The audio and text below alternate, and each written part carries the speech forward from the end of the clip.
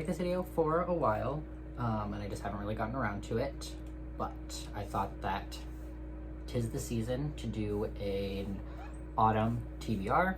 My Autumn TBR isn't that big, I feel like, compared to a lot of other book talkers, but I still would like to show it. I'm gonna start off with the kind of cozy autumnal vibe books, and then get to the like scary October Halloween books. Starting off,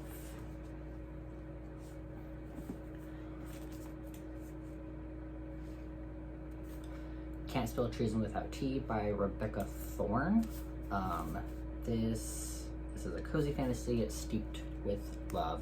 I got this towards like the end of the autumnal season last year, and didn't get around to reading it then, and I've literally been waiting to read this all year. It looks so adorable and cozy. It gives the same vibes as Legends and Lattes, in my opinion, from what I've seen of it, but with an actual plot. It says, "Run away with me," the mage had said, her eyes alight. "You like tea, I like books. Let's open a shop somewhere remote and forget the world exists." I'm gonna butcher these names. All Raina and Keonth want is to open a bookshop that serves tea while firelight drifts between the rafters, but Raina works as one of the queen's private guards, and Keonth is the most powerful mage in existence. Living their lives isn't so easy. But after an assassin takes Raina hostage, she decides she's thoroughly done risking her life for a self-centered queen. Meanwhile, Keonth has been waiting for a chance to flee responsibly, all the better that her girlfriend is on board. Together they settle in Tawny, a town nestled in the icy tundra near Dragon Country, and open the shop of their dreams. What follows is a cozy tale of mishaps, mysteries, and a murderous queen throwing the realm's biggest temper tantrum, while these two women discover just what they mean to each other and the world. So, obviously it is sapphic, which is my vibe. Love anything queer. Won't read straight romance very often, unless it's really well written. So, very excited for this book. The second book on the list that I think gives cozy autumnal vibes is A Psalm for the Wild-Built. This one is obviously very small. This one is on Book Talk a lot. I've seen a lot of people say really good things about this one. I actually don't know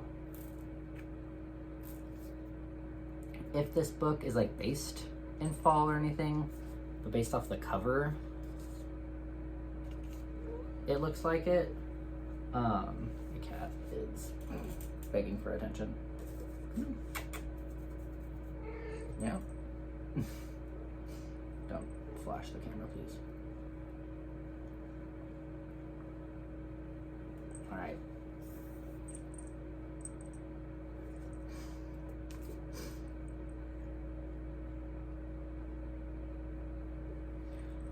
She will be joining us for the rest of the video, I guess. Forgot what I was saying. So I just gave very cute, cozy vibes, and tea and warm drinks gives very like autumnal vibes to me. In case you have been hiding under a rock and haven't heard of this book. It's been centuries since the robots of Panga gained self-awareness and laid down their tools. Centuries since they wandered into the wilderness, never to be seen again. Centuries since they faded into myth and urban legend. One day the life of a tea monk is upended by the arrival of a robot, there to honor the old promise of checking in. The robot has one question: what do people need? But the answer to that question depends on who you ask and how. They're going to need to ask it a lot. I know that the main character, or one of the main characters of this, is non-binary. I'm not sure if it's the tea monk or the robot, because I feel like all robots would be kind of non-binary. Maybe both, I'm not sure, but thought this looked like a cute fall read. Next is A Deadly Education. This was recommended to me through TikTok for people wanting like Harry Potter-esque vibes, but without a transphobic author. and people are recommending this, and I do feel like Harry Potter did give very autumnal vibes, you know, witches and wizards and kind of going on adventures and stuff. Everyone loves Orion Lake. Everyone else, that is, as far as I'm concerned. He can keep his flashy combat magic to himself. I'm not joining his pack of adoring fans. I don't need help surviving the Scholomance, even if they do. Forget the hordes of monsters and cursed artifacts. I'm probably the most dangerous thing in the place. Just give me a chance and I'll level mountains and kill untold millions, make myself the dark queen of the world. At least that's what the world expects. Most of the other students in here would be delighted if Orion killed me like one more evil thing that's crawled out of the drains. Sometimes I think that they want to turn into the evil witch they assume I am. The school certainly does, but the Scholomance isn't getting what it wants from me, and neither is Orion Lake. It may not be anyone's idea of the shining hero, but I'm going to make it out of this place alive, and I'm not going to slaughter thousands to do it either, although I'm giving serious consideration to just one. So, I don't think this one is queer, but I heard lots of good things about it. Yeah, people were saying that it gave very dark academia vibes, which I feel like is very autumnal, and there's like magic. So, excited for this one as well. Next, for the cozy vibes, I have 2 graphic novels. I love graphic novels. I feel like they get a bad rap, especially within the reading community, and this like idea on specifically like book talk and even YouTube recently of like, in order to read and enjoy books, you have to be this like super smart intellectual person, and you can only read smart intellectual books, and you can't just read books to have a good time. But I just feel like graphic novels give top tier cozy vibes, and I honestly love graphic novels for pulling me out of a reading slump because it's just an easy, quick read. I get to look at beautiful artwork, which I feel like is very intellectual. You know, you can go to a museum and look at beautiful artwork, and that's considered intellectual. I don't understand why looking in a book with beautiful artwork isn't. Whatever. The first one is Autumn Tea Party. I think that this is like a middle grade book, like a middle grade graphic novel. It looks so cute, and it looks very cozy and autumnal and Halloween-y. Says, growing up is terrible. No one has time to play outside or use their imagination or do anything fun. Who wants that? Not Laura. She's determined to still have fun even after her friends all seem to fade away with their new interests and new friends. A magical tea party introduces Laura to Alexa, the ghost that haunts her house. Alexa will be a kid forever, but what will happen as Laura continues to get older? Very cute in my opinion. Very excited for this one. Last in the graphic novels is Lightfall. This is a series. Just bought the first one. It seems really cute, so I'll probably continue to read the series, but I gotta get through this one first. In the land of Urpa, an ancient threat awakens, obsessed with plunging the world into eternal darkness. Luckily, Chance enlists 2 unsuspecting heroes to save the day. Deep in the heart of Urpa stands the Salty Pigs, Tonics, and Tinctures, home of the wise pig wizard and his adopted granddaughter, Bee. As keepers of the endless flame, they live a quiet and peaceful life, crafting medicines and potions for the people of their once prosperous world. All that changes when Bee meets Cad, a member of the Galdrians, not Guardians, Galdrians, a race thought to be long extinct. Cad believes that if anyone can help him find his missing people, it's the Pig Wizard. But when the 2 arrive home, the Pig Wizard is nowhere to be found. Fearing the Pig Wizard's safety, Bee and Cad set out across Urpa to find him, while danger fights its way out of the shadow and into the light. Can this reluctant duo get their act together in time to save the world, or has Urpa truly seen its last sunrise? Very adorable. Didn't know that there was a wizard pig. Actually, I didn't remember reading about that. So, excited for that. Next is going to be the more spooky October vibes. This one still kind of gives a little bit cozy vibes to me while still being kind of on the creepy side. It's Thistlefoot, another very popular book talk recommendation that I've seen over the past couple of years. I'm hoping to get my sister to read this one with me because the 2 main characters are a brother and a sister. And I think that would just be fun to read together. I know it's based off of like Jewish folklore with the whole like Baba Yaga type thing.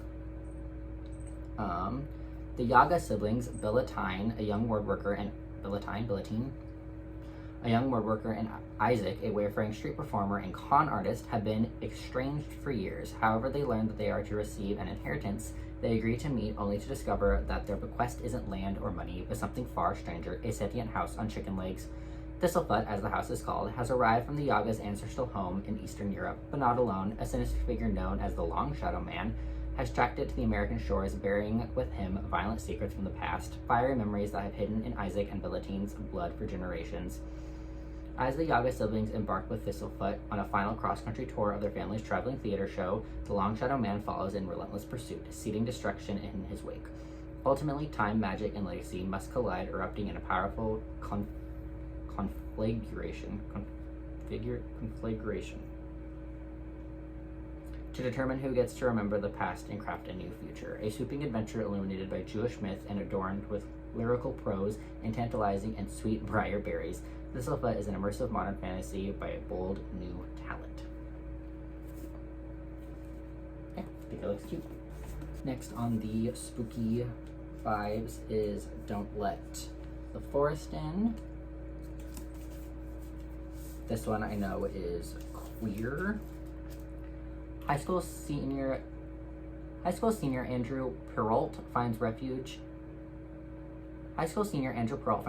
in the twisted fairy tales that he writes for the only person who can ground him to reality, Thomas Rye, the boy with perpetually ink-stained hands and hair like autumn leaves. Very autumnal. And with his twin sister Dove inexplicably keeping him at a cold distance upon their return to Wickwood Academy, Andrew finds himself leaning on his friends even more. But something strange is going on with Thomas. His abusive parents have mysteriously vanished, and he arrives at school with blood on his sleeve. Thomas won't say a word about it and shuts down whenever Andrew tries to ask him questions. Stranger still, Thomas is haunted by something, and he seems to have lost interest in his artwork. Whimsically macabre sketches of the monsters from Andrew's wicked stories. Desperate to figure out what's wrong with his friend, Andrew follows Thomas into the off-limits forest one night and catches him fighting a nightmarish monster. Thomas's drawings have come to life and are killing anyone close to him. To make sure no one else dies, the boys battle the monsters every night, but as their obsession with each other grows stronger, so do the monsters, and Andrew begins to fear that the only way to stop the creatures might be to destroy their creator. I know that there's, you can kind of see on the back, there's like kind of body horror, but with like plants. And it's gay and it looks toxic, which I love. That's my vibe when it comes to romances, unfortunately. Just in books, not in real life. So yeah. Another one on my list is The Witch and His Crow by Ben Alderson. I have read several of his books. All of his books are spicy. They all have smut in them. But this one looks very autumnal. Or not even autumnal, like spooky October Halloween vibes. I'm not really prioritizing this one because this doesn't give like pure October vibes. Like a lot of these books I've been specifically saving like for October Halloween season. But I'm down to kind of read smutty romance whenever. I don't really need to be like in the mood for it because I'm kind of always in the mood for it. But I'd still add it to the list because it is autumnal. It says, rule them, win, become grand high. My name is Hector Breyer, and it's weird, my hamster's name is Breyer. My name is Hector Breyer, and I live for revenge. It's been 18 years since witch hunters murdered my parents, and still the night haunts me. A part of me died that night when 6-year-old me was forced to listen to their brutal murder.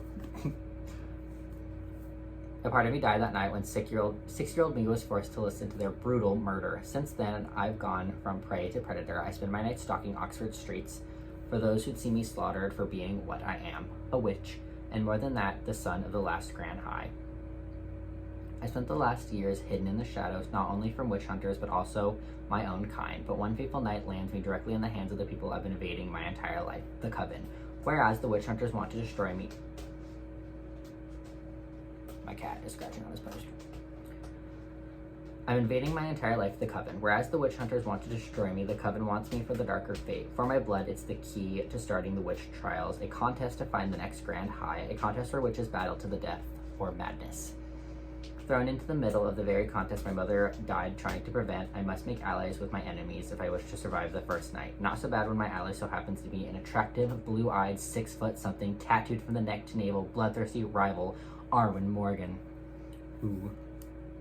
But I soon discovered that not is all as it seems. There are dark forces lingering in the shadows, and the truth is a hard pill to swallow. The witch hunters seek a champion of their own. Enemies and allies lose all meaning when a wolf invades the flock.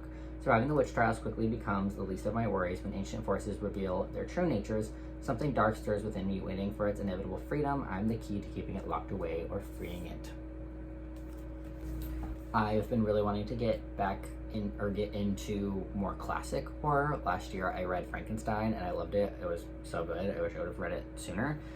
And this year I want to read Bram Stoker's Dracula, and I want to read The Strange Case of Dr. Jekyll and Mr. Hyde. This is like,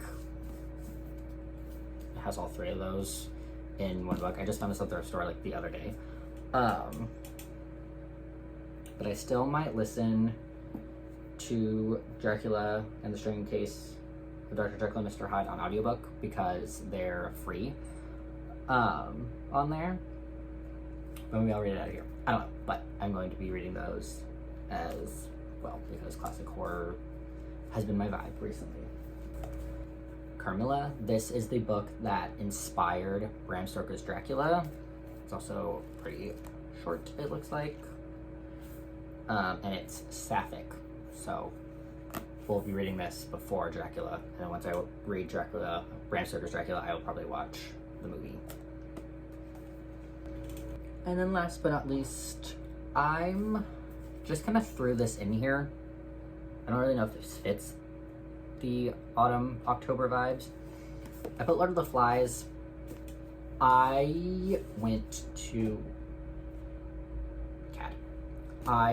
a very small town Christian school, and then after that I was homeschooled by my mother, and this I know is a very popular book to read in school. I never got around to that. I want to read it just to experience it. I feel like the vibes are kind of creepy. I feel like it could give scary October, autumn. I don't know if this would count. This wouldn't count as like a horror classic, but it is like a classic. I don't know. I just threw this in here. Might not get to it. I just found this at the thrift store, picked it up. Guess we'll see. All right, that is my entire autumn TBR. I hope you enjoyed the video. Sorry, I'm not super comfortable in front of the camera yet. Hopefully I'll get there. If you liked the video, feel free to give a like. Comment down your autumn TBR or recommend me books that you think that I would enjoy. I'd be happy to hear from any of you about any of that. And I hope you have an amazing autumnal season.